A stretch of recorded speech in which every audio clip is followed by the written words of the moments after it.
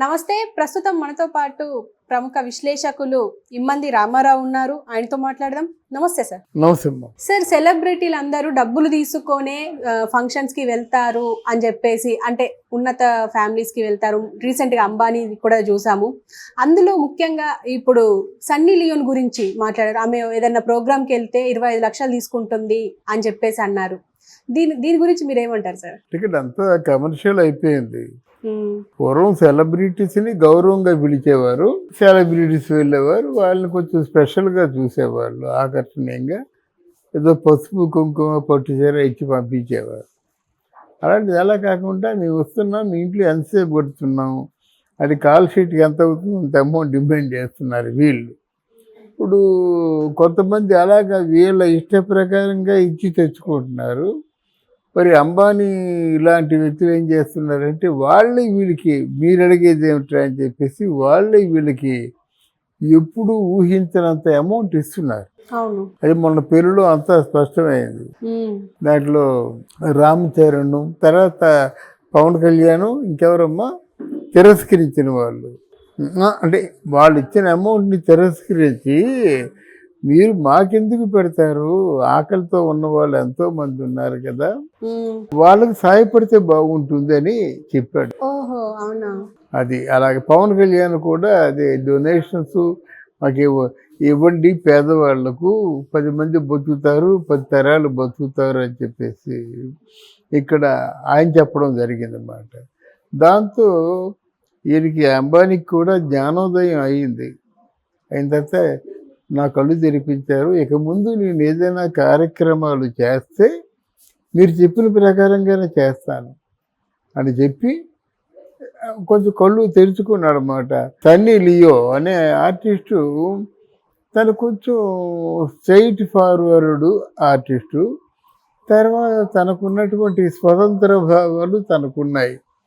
ఆవిడ విషయంలో ఎలా నటిస్తుందా, నేకుడుగా నటిస్తుందా, ఆఫ్ నేకుడుగా నటిస్తుందా, ఫారెన్లో నటిస్తుందా అంటే ఆవిడ ఇష్టం, అది నా ఇష్టం అని చెప్పింది, పబ్లిక్గా చెప్పి మనగలుగుతుంది అన్నమాట. ఏదైనా ఎవరైనా వచ్చినట్టయితే మిగతా వాళ్ళకంటే ఈవిడ ఎక్కువ ఆకర్షణీయంగా నిలబడుతుంది. మిగతా వాళ్ళు ఆఫ్ నేకుడుగా కనిపించారు కదా, ఎంత డబ్బు ఇచ్చినా ఈవిడ కనిపిస్తుంది. దానికి ఇంత అమౌంట్ కావాలని అడుగుతుంది అన్నమాట. అందువల్ల ఈరోజు ఒక ఫ్యాషన్ అయిపోయింది. ఒక అబోవ్ మిడిల్ క్లాస్ ఇంటి వాళ్ళు పెళ్లి చేసుకుంటున్నప్పుడు కూడా జబర్దస్త్ని పిలిచేస్తున్నారు. జబర్దస్త్ టీంకి ఎంత అవుతుంది అని చెప్పి వాళ్ళ చేత ఈవెంట్ చేయిస్తున్నారు అన్నమాట.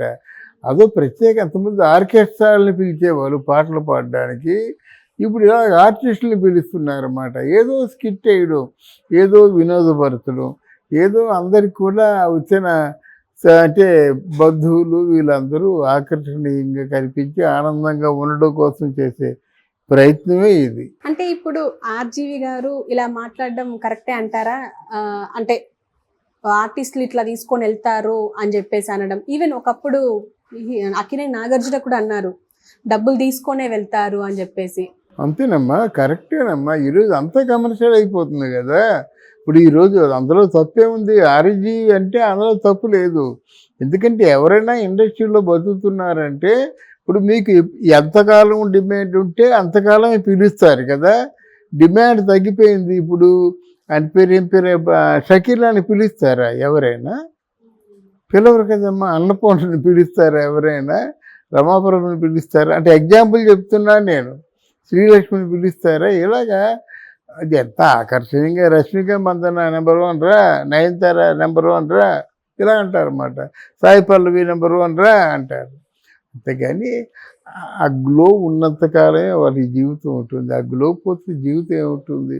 అంటే ఇలా డబ్బులు తీసుకొని వెళ్ళడం వాళ్ళ, అంటే ఆల్రెడీ వాళ్ళ ఆర్టిస్టులు, ఎస్టాబ్లిష్డ్ ఆర్టిస్టులు, డబ్బులు ఆల్రెడీ వచ్చి ఉంటాయి. ఇలా ఫంక్షన్స్కి వెళ్ళడం ఎందుకు అని కొంతమంది మాట్లాడుతున్నారు సార్. అదే పుట్టిదేనండి, వాళ్ళకి డిమాండ్ వచ్చి వాళ్ళకి పిలుపు వస్తే వాళ్ళు వెళ్ళడం మానేస్తారా? మనం నిర్మోహమాటంగా చెప్పుకోబట్టి 10 మంది వీడియోలు చూస్తారు. వాళ్ళకి పిలుపు వస్తే వెళ్ళడం మానేస్తారండి. అబ్బాయి నీకు నైట్కి 5 ఒక పెళ్లి రోజు జరిగే పెళ్లి పూర్తి అయినంత వరకు మీరు ఎంటర్టైన్ చేయాలంటే ఒక 5 లక్షలు ఇస్తామంటే ఎవరు వెళ్ళడం మానేస్తారు? అలాగే పెద్దవాళ్ళు ఒక 5 కోట్లు ఇస్తామంటే ఎవరు వెళ్ళడం మానేస్తారు? సూటిగా అడుగుతున్నాం, సమాధానం చెప్పండి. ఇండస్ట్రీలో డిమాండ్ ఉన్నంత వరకే వాళ్ళు ఆ డిమాండ్ ఉపయోగించుకుంటారు అన్నమాట. ఆర్జీవి చెప్పినా, నేను చెప్పినా, ఎవరు చెప్పినా వాళ్ళు డిమాండ్. అప్పుడు మీరే ఉన్నారమ్మా, ఒక ఈవెంట్ని మీరు ప్రజెంట్ చేయాలమ్మా అని చెప్తారు.